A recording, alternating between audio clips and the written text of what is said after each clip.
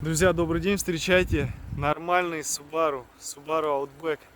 Я сейчас на нем прокатился, он меня прям поразил. Это реально технологии. Subaru в том году продвинулись. Посмотрите, какой красавец. Во-первых, красавец. Во-вторых, высокий клиренс. Ну, для универсала, я считаю, эта машина красивая достаточно. Решетка, посмотрите, оптика какая. Это адаптивная оптика, скорее всего. У Subaru даже с 2006 года точно была адаптивная оптика. По крайней мере, у меня на Legacy она была. Ну, как адаптивная? То есть она влево-вправо не поворачивает, не AFS полный, но она работала на крены. То есть, когда машина вверх-вниз едет, она немножечко фары вверх-вниз поднимает, опускает. Было приятно, по крайней мере. Вот такой вот Subaru Outback, естественно, полный привод, это ведь у нас Subaru, посмотрите, как он сзади смотрится симпатично, реально крутая машина, это круче, чем, мне кажется, даже Forester. Клиренс просто зашкаливает, тут очень много сантиметров, но он реально высокий, реально очень высокий, посмотрите. По всему периметру, и спереди, и сзади, и посередине, ну тут надо посмотреть по дрому, но тут сантиметров, наверное, 20-то точно есть, а то и больше. Двадцатка есть по-любому. И спереди, смотрите, свес очень даже хороший. Блин, ну там реально под этой машиной вот просто пролезть, проползти практически можно. Классная машинка. Итак, что мы имеем? Давайте снаружи пройдемся для начала. Мы имеем у нас здесь бесключевой доступ. Обратите внимание. У нас уже брелок. У нас не дурацкий ключ Subaru, у нас вот такой вот брелочек есть.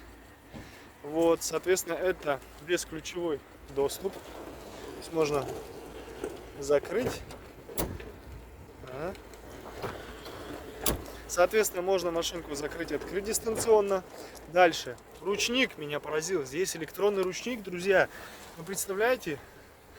Это реально круто. Вот он. Так, нет. Вот, да. Вот так вот снял. Нажал, поставил ручник. Красненькая загорелась. Ну, это, естественно, при педали тормоза все одновременно делается. Вот, и, соответственно, снял, потянул на себя. Это у нас, я так понимаю, чтобы машинка не скатывалась, да, то есть если вы на пригорке стоите, она может сама, естественно, стоять, и вниз она не будет катиться. Отключаемый антизанос, антибукс, кнопка старт, обратите внимание, Subaru, вы молодцы. Управление зеркалами, вот она у нас, подсветочка, управление подсветкой, громче, тише.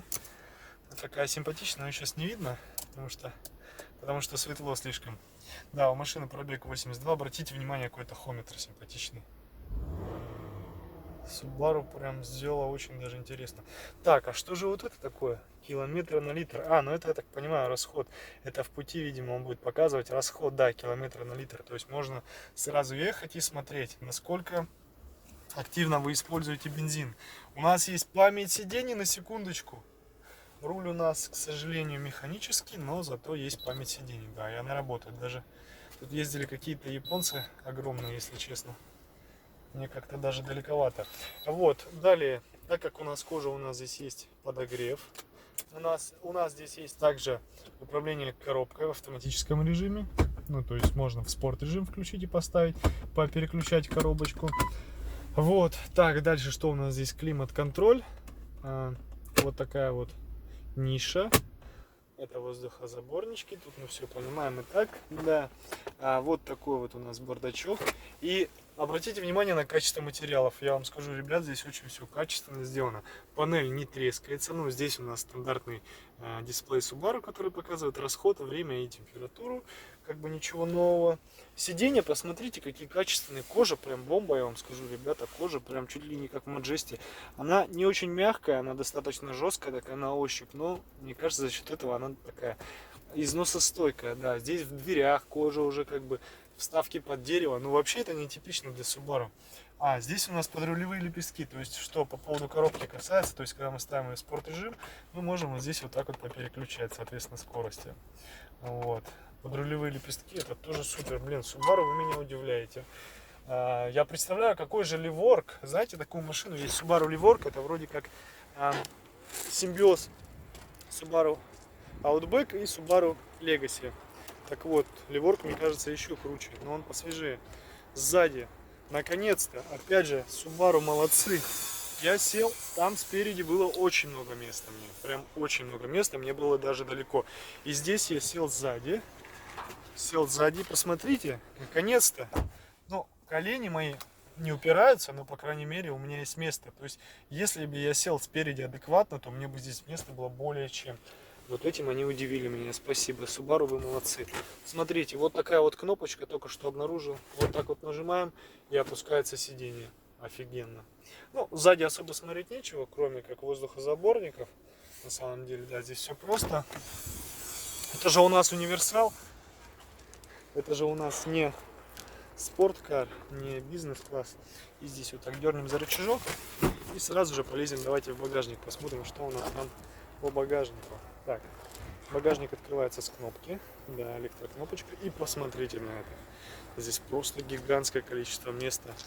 Ну, у Subaru по багажникам никогда не было проблем, в принципе, особенно у универсалов, у того же Форестера. И очень длинная машина.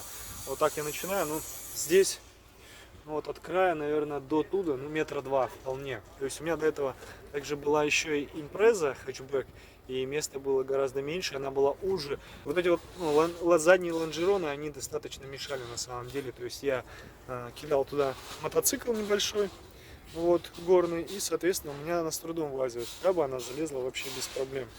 Здесь прям места многовато даже, я бы сказал. Так, что у нас здесь есть? Ну вот здесь вот такие вот ручечки, то есть если вы хотите опустить сиденье не с салона заднего, а если вы хотите с багажника, то есть вы дергаете вот за эти рычажки, и сиденье точно так же отваливается. Ну, все супер на самом деле. Так, здесь у нас все по стандарту. Запасочка, все в идеале. Посмотрите, в каком состоянии. Кайф. Да, все четко.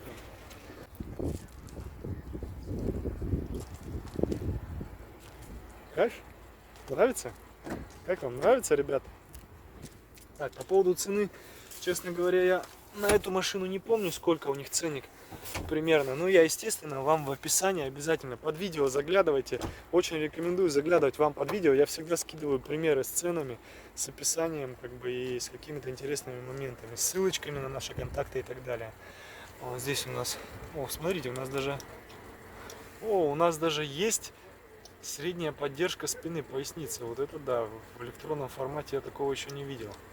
Обычно на Subaru это механическая опция, но здесь она электрическая. Круто. Так, а что же у нас по пассажиру? Давайте заглянем, посмотрим. Там ведь тоже должно быть электрическое сиденье, надеюсь. Да, полностью электрическое, но только без поясничной поддержки. Ну, в целом машинка бомба. Бомба, посмотрите, да? Реально. Руль, кстати, очень красивый. Заметили, какой классный руль Subaru в этом поколении? Давайте еще заглянем под капот, не успел я снять. Сейчас под капот залезем.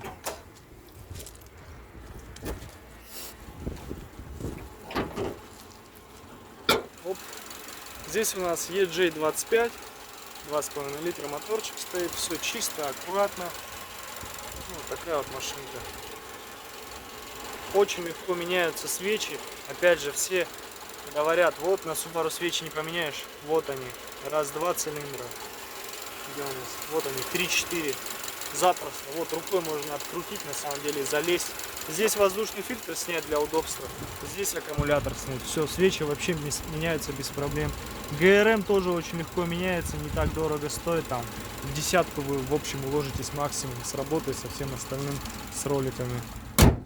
Вот, в общем, такой обзорчик. Ребята, ставьте лайк, поддержите Subaru, давайте как-то Subaru развивать, потому что вот это уже более свежее поколение, оно еще интереснее на самом деле.